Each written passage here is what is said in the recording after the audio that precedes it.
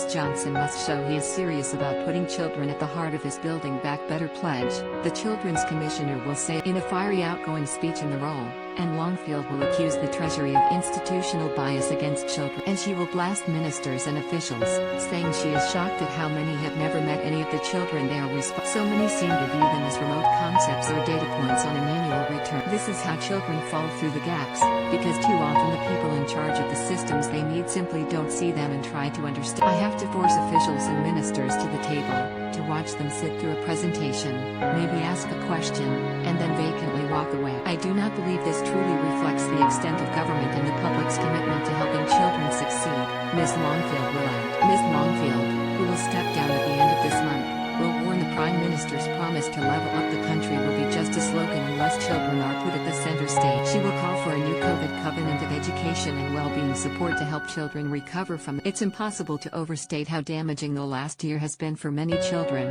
particularly those who are already disadvantaged. She will say, COVID is the biggest challenge to our society in 70 years.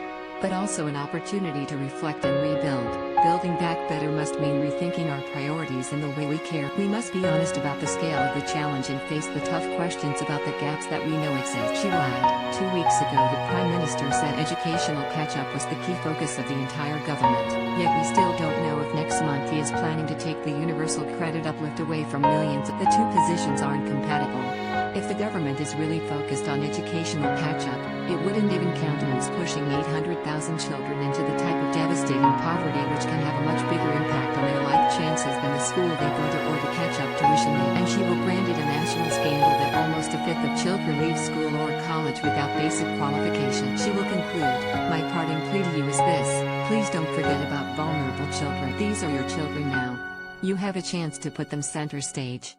When you do Build Back Better, make sure you do it around. A government spokesperson said, protecting vulnerable children has been at the heart of our response to the pandemic, driven by our commitment to level up opportunities and out. That's why we have enabled the most vulnerable children to continue attending school in person, while providing laptops, devices and data packages to those learning at home and ensuring the most disadvantaged children are fed. And we have also driven forward crucial reform and adoption, in the care system, in post-16 education and in mental health support, and our long-term catch-up plans and investment of over £1 billion will ensure we make up for lost time in education over the course of this parliament. And Longfield has been a tireless advocate for children, and we're grateful for her dedication and her challenge on areas where we can continue raising the bar for the most.